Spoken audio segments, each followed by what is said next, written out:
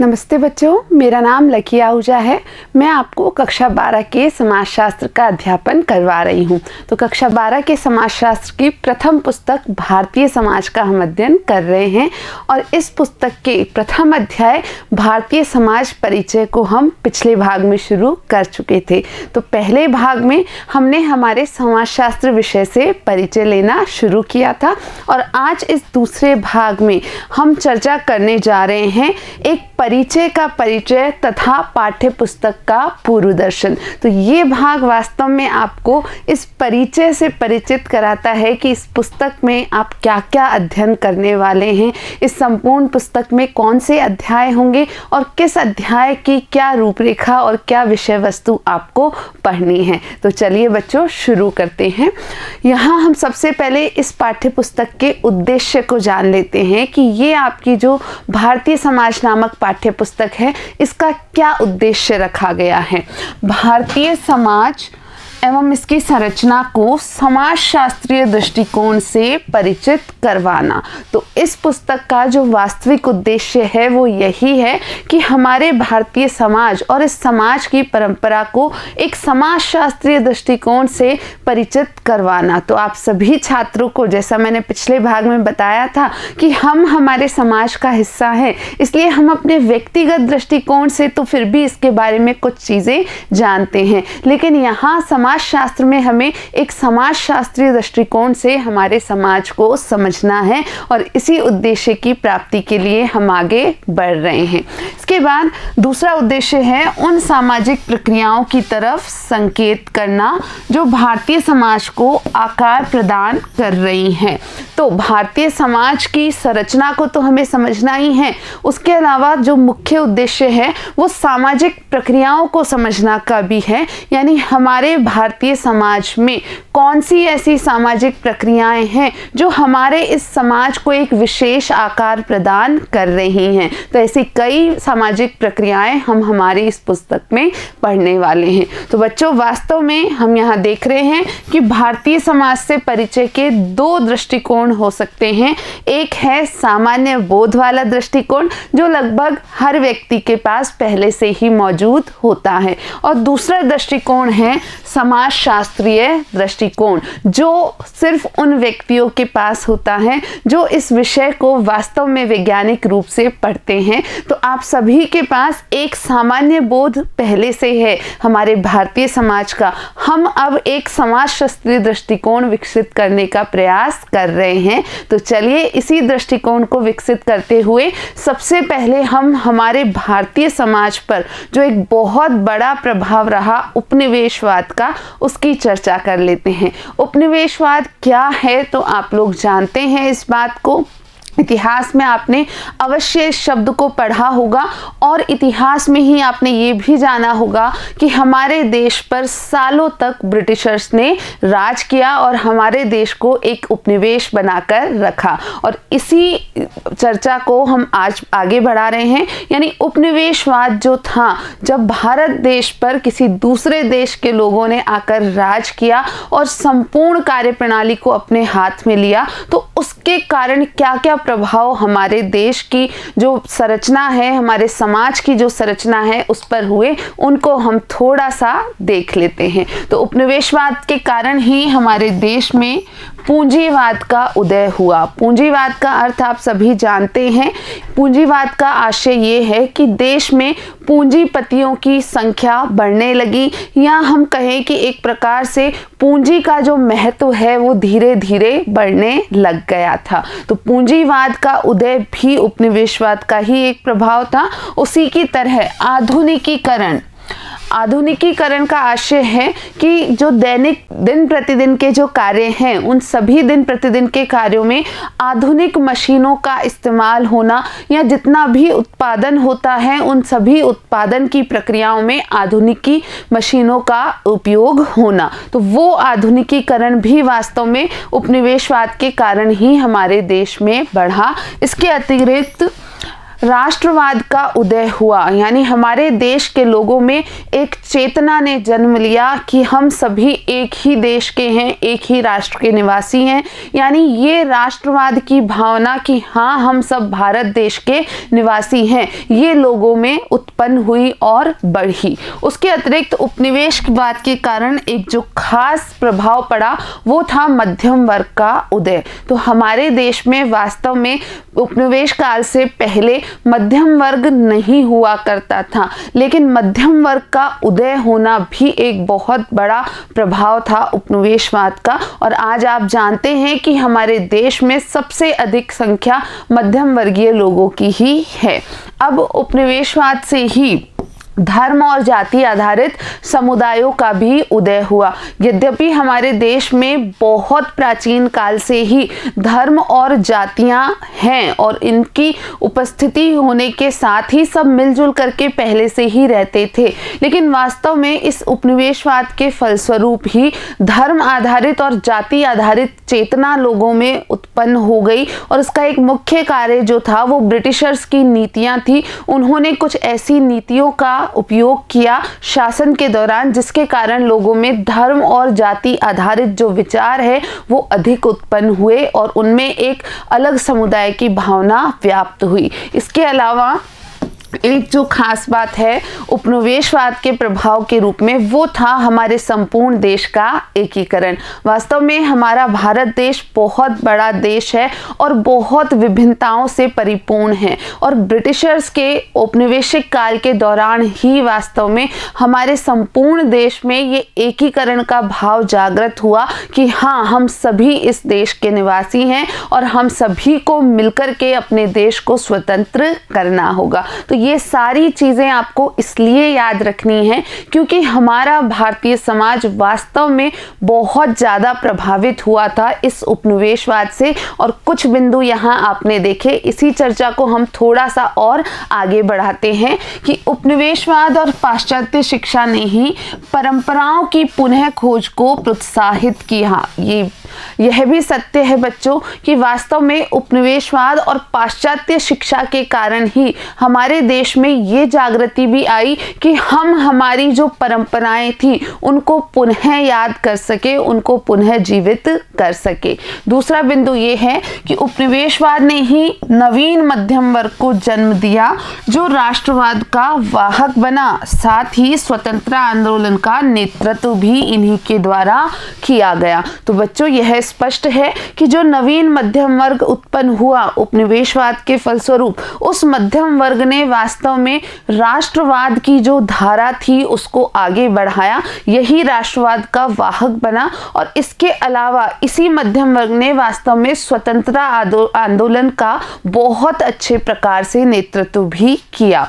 तीसरा बिंदु ये है कि उपनिवेशवाद ने धर्म एवं जाति पर आधारित नए समुदायों को भी जन्म दिया। ये चर्चा हम कर चुके हैं कि उपनिवेशवाद के कारण ही या ब्रिटिशर्स की जो नीतियां थी, उनके शासन की जो प्रणाली थी, उसी के कारण हमारे देश में धर्म और जाति पर आधारित नए समुदायों की उत्पत्ति भी हुई। अब बच्चों हम इस पूरे भारतीय समाज की जो भी प्रक्रियाएं हैं उनको समझने के लिए या भारतीय समाज की संरचना को समझने के लिए हमारी इस पुस्तक के माध्यम से क्या क्या अध्ययन करेंगे उसकी चर्चा यहाँ अपेक्षित है। तो अध्याय 1 में जो बातें आपने जानी वहाँ हमने समाजशास्त्र विषय को समझा और हमारे भारतीय समाज की कुछ मूल बातों को हमने जाना। अब वास्तव में इस संपूर्ण पुस्तक के द्वारा अलग अलग अध्यायों में आप भारतीय समाज की अलग अलग चीज़ों को जानने वाले हैं। तो सबसे पहले हम अध्याय 2 की बात करेंगे, यानी वास्तव में हम इस पाठ्य पुस्तक का एक पूर्व दर्शन ले रहे हैं। यानी इस पाठ्य पुस्तक में जो 7 अध्याय हैं उन 7 अध्यायों में हमें क्या क्या पढ़ना है, क्या क्या जानना है, इसी बात को हम यहाँ सीख रहे हैं। तो हम बात कर लेते हैं अध्याय 2 की। अध्याय 2 का जो नाम है वो है भारतीय समाज की जनसांख्यिकीय संरचना। तो हमारा जो भारतीय समाज है उसे हम यहाँ इस अध्याय में जनसांख्यिकीय दृष्टि से देखेंगे। अब जनसांख्यिकीय दृष्टि में हम क्या क्या पता लगाएंगे, तो कुछ बिंदु हम यहाँ चर्चा कर रहे हैं, और जब आप अध्याय 2 पढ़ेंगे तो आप उस संपूर्ण अध्याय से बहुत अच्छे से परिचित हो जाएंगे। तो पहला बिंदु है कि भारत दूसरा सबसे बड़ा अधिक जनसंख्या वाला देश है, यानी संपूर्ण विश्व में हमारे देश की जनसंख्या दूसरे नंबर पर है, यानी दूसरा सबसे अधिक जनसंख्या वाला देश है हमारा भारत। दूसरा बिंदु ये है कि कुछ सालों बाद यह चीन को पीछे छोड़ देगा। हम जानते हैं कि वास्तव में संपूर्ण विश्व में प्रथम स्थान पर जनसंख्या के मामले में चीन है, लेकिन हमारा देश भारत, यह हम आशा कर रहे हैं जिस गति से जो जनसंख्या वृद्धि हो रही है, तो यह माना जा रहा है कि हमारा देश भारत कुछ सालों में जनसंख्या वृद्धि के मामले में या कुल जनसंख्या की दृष्टि से चीन को पीछे छोड़ देगा। तीसरा बिंदु ये है कि वे कौन से तरीके हैं जिनसे समाजशास्त्री या जनसांख्यिकीयविद जनसंख्या का अध्ययन करते हैं। तो हम उन तरीकों को भी इस अध्याय में जानेंगे जिन तरीकों से समाजशास्त्री या जो विशेष होते हैं जनसांख्यिकी अध्ययन वाले, यानी कि जनसांख्यिकीविद, वे किस प्रकार से जनसंख्या का अध्ययन करते हैं। और फिर यहीं हम बात करेंगे कि हमारी ये जो बढ़ती हुई जनसंख्या है ये विकास में बाधक है या मददगार है, यानी जिस गति से, जिस दर से हमारे देश की जनसंख्या बढ़ रही है, तो ये हमारे देश के संपूर्ण विकास में एक बाधा उत्पन्न कर रही है या फिर ये मददगार है हमारे देश को आगे बढ़ाने में। तो ये होगा हमारा अध्याय 2। इस अध्याय 2 में हम जनसांख्यिकी से संबंधित विभिन्न संकल्पनाओं को भी जानेंगे। अब हम बात करते हैं हमारे अध्याय 3 की। अध्याय 3 का जो नाम दिया गया है वो है सामाजिक संस्थाएं, निरंतरता एवं परिवर्तन। तो इस अध्याय में हम विभिन्न सामाजिक संस्थाओं की चर्चा करेंगे, साथ के साथ हम बात करेंगे कि कैसे ये हमारे भारतीय समाज में लंबे समय से निरंतर बनी हुई हैं और कैसे इनमें समय के साथ कुछ परिवर्तन भी हो रहे हैं। तो कौन कौन सी सामाजिक संस्थाएं हम यहाँ पढ़ेंगे, तो देखते हैं। जाति, जनजाति, परिवार एवं नातेदारी तथा भूमंडलीकरण के बारे में अध्ययन करेंगे। तो इस अध्याय में हम कुछ विशेष सामाजिक संस्थाओं की चर्चा करेंगे और वो होंगी जाति, जनजाति, परिवार एवं नातेदारी, और इसके अतिरिक्त हम भूमंडलीकरण के बारे में भी बातचीत करेंगे। तो कैसे जाति, जनजाति, परिवार एवं नातेदारी हमारे देश में निरंतर सामाजिक संस्थाओं के रूप में बने हुए हैं और कैसे इन सामाजिक संस्थाओं में समय के साथ कुछ परिवर्तन आए हैं, ये सारी चर्चा हम इस तीसरे अध्याय में करेंगे। इसके अलावा हम जानते हैं कि जाति भारतीय समाज का एक विशिष्ट लक्षण है। तो जाति की बहुत गहरी चर्चा हमें करनी है क्योंकि हमारे भारत देश की सामाजिक संस्थाओं में एक मुख्य संस्था जाति है। इसके अलावा जाति में क्या क्या परिवर्तन हो रहे हैं, इस सारी चर्चा को भी हम आगे बढ़ाएंगे कि कैसे समय का प्रभाव इस जाति नामक संस्था पर पड़ रहा है और किस किस प्रकार के परिवर्तन हमें देखने को मिल रहे हैं। इसके अतिरिक्त जनजाति की अवधारणा क्या है ये भी हम जानेंगे कि वास्तव में जाति और जनजाति में क्या अंतर है, जनजाति की अवधारणा जाति से कैसे अलग है, हमारे देश में जनजातियों का क्या स्थान बना हुआ है और क्या जनजातियों में भी कोई परिवर्तन आ रहे हैं, ये सारी चर्चा हम हमारे अध्याय 3 में करेंगे।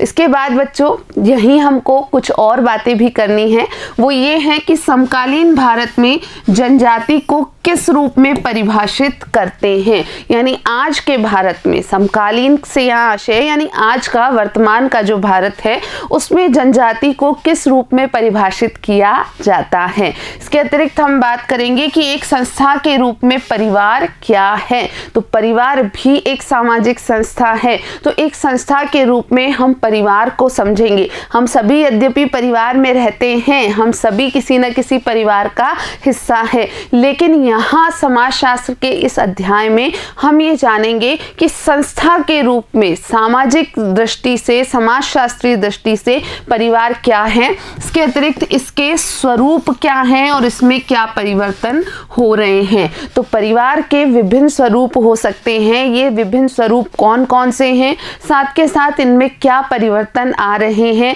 ये सारी चर्चा हम अध्याय 3 में करने वाले हैं।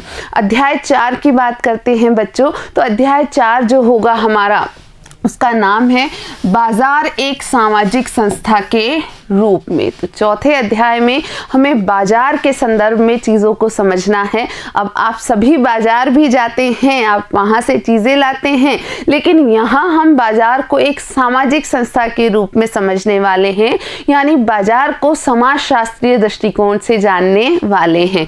तो इस अध्याय में हम ये जानेंगे कि एक शक्तिशाली संस्था के रूप में बाजार के सामाजिक सांस्कृतिक आयामों को खोजता है। जो समाजशास्त्र है वो क्या करता है, एक शक्तिशाली संस्था के रूप में बाजार के सामाजिक सांस्कृतिक आयामों को खोजता है। तो हमारा विषय इस कार्य को भली प्रकार से करता है कि बाजार के कौन से सामाजिक सांस्कृतिक आयाम हैं, इन्हें हम जानने का प्रयास करेंगे। इसके अतिरिक्त बाजार संपूर्ण विश्व में परिवर्तन का वाहक रहा है। यह सत्य है कि संपूर्ण विश्व की जो परिघटनाएं हुई हैं उन पर हम एक नज़र डालते हैं तो यह स्पष्टतः नज़र आता है कि बाजार संपूर्ण विश्व में एक प्रकार के परिवर्तन का वाहक सदैव ही रहा है। उसके अलावा उपनिवेशवाद व स्वतंत्र भारत में विकासशील नीतियों द्वारा आर्थिक परिवर्तन कैसे लाए गए, तो हमें ये दोनों चर्चा करनी होगी। कैसे उपनिवेशवाद के दौरान और कैसे स्वतंत्र भारत में विकासशील नीतियां अपनाई गई और इन विकासशील नीतियों द्वारा हमारे देश में आर्थिक परिवर्तन किस प्रकार से लाए गए, ये सारी चर्चा भी हम अध्याय 4 में करेंगे। अब हम बात करते हैं अध्याय 5 की। अध्याय 5 का जो नाम है वो है सामाजिक विषमता एवं बहिष्कार के स्वरूप। ये अध्याय थोड़ा सा अलग अध्याय है। यहाँ इस अध्याय में हम सामाजिक विषमता और बहिष्कार की चर्चा करेंगे। देखते हैं कि सामाजिक विषमता क्या है। तो सामाजिक विषमता हमेशा से ही चिंता का विषय रहा है। यह सत्य है कि हमारे समाज में विषमता हमेशा से व्याप्त रही है, क्योंकि सभी लोग बिल्कुल एक समान नहीं हैं। सभी लोगों की हम कहें अलग अलग विशेषताएं हैं, अलग अलग गुण हैं और उनके समाज में अलग अलग स्थान हैं, और इस कारण से सामाजिक विषमता जो है वो हमारे समाज में एक चिंता का विषय बना हुआ है। सामाजिक विषमता व बहिष्कार के स्वरूप यानी जाति, जनजाति, लिंग एवं अन्यथा सक्षम लोग। तो ये विषमता या बहिष्कार जो है उसके कई स्वरूप नजर आते हैं। जैसे जाति के संबंध में जो विषमता व्याप्त है हमारे समाज में, जनजातियों के संबंध में जो विषमता व्याप्त है, लिंग आधारित जो विषमता व्याप्त है, और इसी प्रकार जो अन्यथा सक्षम लोग होते हैं उन लोगों के प्रति जो विषमता और बहिष्कार हमारे समाज में व्याप्त है, उन सभी की चर्चा हमें इस अध्याय में करनी है। इसके अलावा जाति व्यवस्था को मिटाने या सुधार लाने हेतु उत्पीड़ित जातियों एवं राज्य द्वारा किए गए प्रयास। तो यहाँ इस अध्याय में यह एक महत्वपूर्ण बिंदु होगा।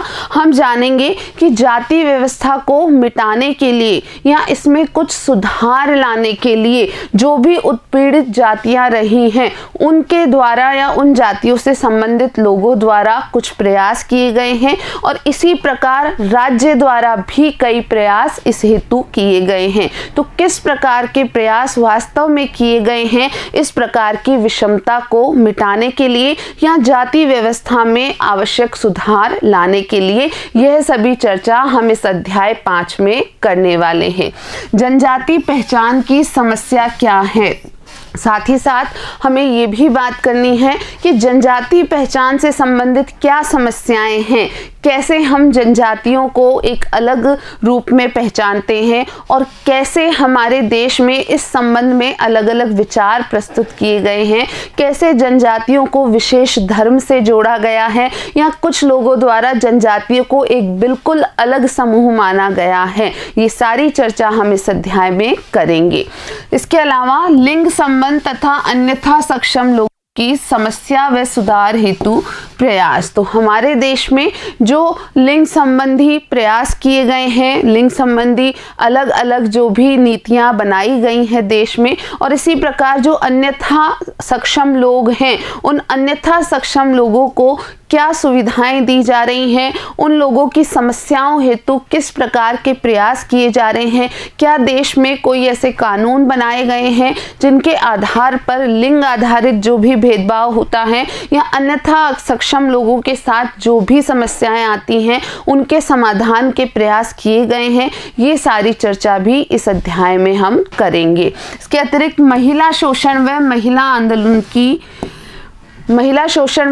आंदोलन की भूमिका की भी चर्चा हम यहाँ करेंगे। यह सत्य है कि हमारे देश में महिलाओं की जो स्थिति है वो सदैव एक जैसी नहीं रही। प्राचीन काल में यह स्थिति अलग थी। उपनिवेशिक जो काल था उस दौरान इस स्थिति में परिवर्तन आया और आज वर्तमान में उस स्थिति में फिर काफ़ी परिवर्तन आया है। तो इस दौरान किस किस कारण से महिला शोषण होता रहा और यदि महिला शोषण होता रहा तो उसके बाद में सरकारों द्वारा क्या नीतियां अपनाई गई, किस प्रकार के कानून पारित किए गए और साथ ही साथ महिलाओं के कौन से आंदोलन रहे जिन्होंने महिलाओं की स्थिति में परिवर्तन लाने में महत्वपूर्ण भूमिका निभाई। ये सभी चर्चा हम इस अध्याय में करेंगे। इसके बाद बच्चों हम अध्याय 6 की बात कर लेते हैं। अध्याय 6 जो है उसका नाम है सांस्कृतिक विविधता की चुनौतियाँ। तो हमारा देश जो है ये विविधतापूर्ण देश है और हर प्रकार से इसमें विविधताएं व्याप्त हैं। तो सांस्कृतिक विविधता भी हमारे देश में महत्वपूर्ण है। तो इस सांस्कृतिक विविधता के कारण कौन कौन सी चुनौतियों का सामना हमारे देश को करना पड़ रहा है। तो यहाँ हम जानेंगे सांस्कृतिक समुदाय व राष्ट्र राज्यों के मध्य संबंध। तो विभिन्न सांस्कृतिक समुदायों का राष्ट्र राज्यों का क्या संबंध है ये चर्चा हम करेंगे। भारत में क्षेत्रवाद की चर्चा हम करेंगे क्योंकि अलग अलग क्षेत्रों की भाषा अलग है, अलग अलग क्षेत्रों में अलग अलग जातियां निवास करती हैं, अलग अलग क्षेत्रों में भाषाई विभिन्नता है और साथ के साथ एक क्षेत्रवाद की भावना भी हमारे देश में व्याप्त है। तो ये क्षेत्रवाद किस प्रकार से समस्या उत्पन्न करता है और कैसे सरकार द्वारा कुछ ऐसे परिवर्तन लाए गए हैं जिनसे क्षेत्रवाद की भावना को कम किया जा सके। इसके अतिरिक्त राष्ट्र राज्य एवं धर्म की चर्चा भी हमें करनी है। हमारे राष्ट्र में और हमारे विभिन्न राज्यों में किस तरीके से धार्मिक हम कहें आंदोलन होते रहे हैं, किस प्रकार से धर्मों के मध्य कभी कभी कट्टरता के जो स्थितियां हैं वो देखने को मिलती हैं, या हम कहें कि धर्म संबंधी जो विचार है उनका टकराव देखने को मिलता है। और साथ ही साथ यह भी सत्य है कि विभिन्न धर्मों के अनुयायी हमारे देश में मिलजुल करके भी रहते हैं। तो ये राष्ट्र राज्य और धर्म का जो संबंध है उसकी चर्चा भी हमें इसी अध्याय में करनी है। इसके अतिरिक्त अल्पसंख्यक व बहुसंख्यक की अवधारणा को हमें जानना है। हम जानते हैं कि हमारे देश में कुछ विशेष प्रकार के लोग किसी विशेष क्षेत्र में बहुसंख्यक हो सकते हैं और अन्य लोग वहां अल्पसंख्यक हो सकते हैं। तो बहुसंख्यकों और अल्पसंख्यकों के मध्य जो संबंध हैं वो किस प्रकार के रहे हैं, कैसे उनमें समय के साथ परिवर्तन आया है, इस संबंध में महत्वपूर्ण घटनाएं क्या क्या हुई हैं, वो सारी चर्चा हमें यहाँ करनी होगी। इसके अलावा नागरिक समाज व राज्य की चर्चा भी हमें करनी है। तो जो सिविल सिविल सोसाइटी या नागरिक समाज है उनका राज्यों के साथ किस प्रकार अंतरक्रिया रहती है, ये चर्चा भी हम इस अध्याय में करने वाले हैं। अध्याय 7 जो होगा वो आपका अंतिम अध्याय है। यह अध्याय थोड़ा सा अलग है। हम बाकी के जो अध्याय 2 से अध्याय 6 है वहाँ पर हमारे भारतीय समाज की चर्चा करेंगे, उनकी विभिन्न प्रक्रियाओं की चर्चा करेंगे, भारतीय समाज की संरचना को समझेंगे। लेकिन अध्याय 7 जो है आपका, वहाँ परियोजना कार्य के लिए कुछ सुझावों को प्रस्तुत किया गया है। तो वास्तव में समाजशास्त्र में परियोजना का भी बहुत महत्व होता है। तो यहाँ आप क्या सीखेंगे देख लेते हैं। छोटी छोटी अनुसंधान परियोजना के बारे में सुझाव देता है। तो यह अध्याय आपको कुछ ऐसे सुझाव प्रस्तुत करेगा जिनके द्वारा आप छोटी छोटी अनुसंधान परियोजनाओं का निर्माण कर सकते हैं और स्वयं अनुसंधानकर्ता की भूमिका निभा सकते हैं। अनुसंधान के बारे में पढ़ना तथा कार्य करना दोनों में अंतर है। यह सत्य है कि अनुसंधान जो कार्य है वो अनुसंधान को पढ़ने से काफ़ी अलग होता है और ये हम तभी समझ पाते हैं जब हम वास्तव में अनुसंधान कार्य करते हैं। तीसरा बिंदु ये है कि कक्षा 11 की पुस्तक समाजशास्त्र में अनुसंधान पद्धतियों का संक्षिप्त अध्ययन जरूरी है।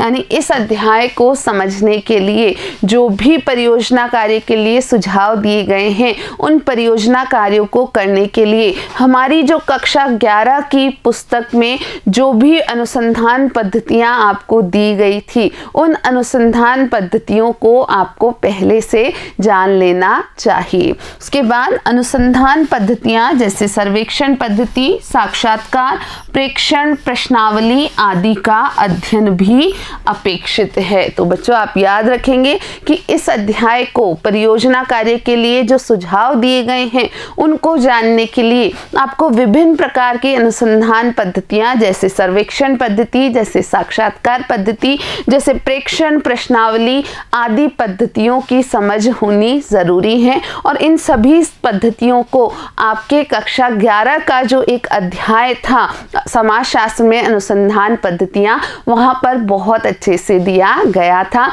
और मुझे आशा है कि आप सभी बच्चों को बिल्कुल ये अनुसंधान पद्धतियां कुछ ना कुछ याद होंगी। बाकी अगर नहीं याद है तो हम जब ये 7वां अध्याय पढ़ेंगे तो इन अनुसंधान पद्धतियों को भी दोहरा लेंगे। तो बच्चों हमारा आज का ये अध्याय 1 का जो दूसरा भाग है वो यहाँ समाप्त होता है और इसी के साथ हमारा अध्याय 1 भी यहाँ समाप्त होता है। तो इस अध्याय 1 के दोनों भागों में आपने हमारे विषय की कुछ महत्वपूर्ण बातों को जाना, साथ के साथ ही यह जाना कि भारतीय समाज कैसे अलग है और इस भारतीय समाज की क्या क्या संरचना संबंधी विशेषताएं हैं और क्या क्या ऐसी प्रक्रियाएं हैं जिन्हें हमें हमारी इस पुस्तक भारतीय समाज में अध्ययन करना है। तो बच्चों आज के लिए इतना ही। हम मिलेंगे हमारे अगले वीडियो में जहां हम हमारा अध्याय 2 शुरू करेंगे। वीडियो देखने के लिए आप सभी का बहुत बहुत धन्यवाद।